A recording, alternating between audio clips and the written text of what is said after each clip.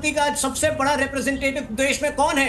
कांग्रेस है। क्यों? क्योंकि आईयूएमएल बीच में मत बोलिए अभी। अनुमा जी, एक बात तो क्लियर हो गई ना। मैं तुहिन जी ना आपके पास आ रहा हूं, तुहिन जी आपके पास आऊंगा, लेकिन अनुमा जी, आपने कहा कि मैंने एक चैनल में पूरा गाया, ठीक है, लेकिन आपकी पार्टी कह रही है कि हम सिर्फ दो अंतरा, दो छंद ही गाएंगे, बाकी का नहीं गाएंगे, चूंकि शुरू से वही था और वही भी आगे कंटिन्यू रहेगा।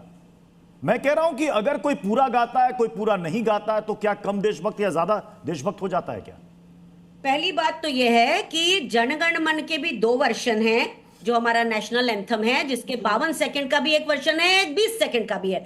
दोनों भी कोई गाए। वैसे उसमें 5 स्टैंजा हैं, इसका मतलब है उसके भी 5 स्टैंजा गाने चाहिए क्या? देखिए, देश का नेशनल एंथम जो होता है वो छोटा होता है, ज्यादा से ज्यादा 1 से 1.5 मिनट का होता है, किसी भी देश का देख लीजिए आप। और मैं जब भी अवसर पर गाऊंगी तो 2 ही गाऊंगी। वहां चुनौती सिर्फ पूरा जानने की थी, और पूरा मैं जानती हूं, पूरा से बना नहीं। मैं 2 ही स्टैंजा गाऊंगी, जब भी कोई अवसर होगा 2 ही गाएंगे, 2 ही गाना चाहिए।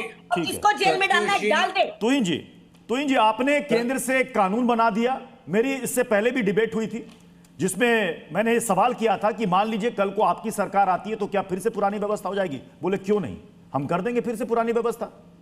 तो जो आपने 2 के बाद 4 और जोड़ा है, कोई दूसरी सरकार आएगी वो फिर कहेगी नहीं साहब, जो पहले चल रहा था वही कंटिन्यू। मैं कह रहा हूं, बार-बार कह रहा हूं सर, मैं बार-बार कह रहा हूं, देश को आगे बढ़ना चाहिए कि अभी भी इतिहास के पीछे गर्त में जाना चाहिए? क्या हुआ था, क्या नहीं हुआ था, किस दिन अक्षय तृतीया था? अरे साहब आगे देखिए, एआई का एज है, जेनजी क्या चाहता है, जेनजी नौकरी चाहता है, जेनजी क्या चाहता है, क्या चाहता है? नहीं, देखिए मुझे थोड़ा वक्त दीजिए। बिल्कुल पूरा वक्त दे रहा हूं।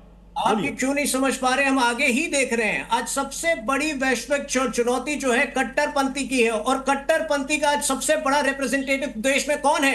कांग्रेस है। क्यों? क्योंकि आईयूएमएल बीच में मत बोलिए अभी, बीजेपी है भाई, मत बोलिए। आईयूएमएल एक एक करके बोले, एक एक करके बोले। आईयूएमएल के बहकावे में आकर जो मजबूरियां इनकी वयनाड और केरला में है, वही मजबूरियां जो है ये दिल्ली लेकर आती है और ये सब अपोज करती है। दूसरी बात, 2 सीधा प्रश्न, मैं बहुत ज्यादा घुमाता फिराता नहीं हूं, 2 सीधा प्रश्न पूछना चाहता हूं इनसे। अभी ये पुणे की बात कर रही थी। देखिए, मैं झारखंड से आता हूं। कल शाम जिस निर्ममता के साथ हेमंत सोरेन के गुंडे और पुलिस की मिलीभगत के साथ बच्चों को पीटा गया, और केवल रांची में नहीं, हजारीबाग, लतेहार, कोदरमा, एक एक जगह पर पीटा गया। राहुल गांधी आखिर रांची कब जाएंगे?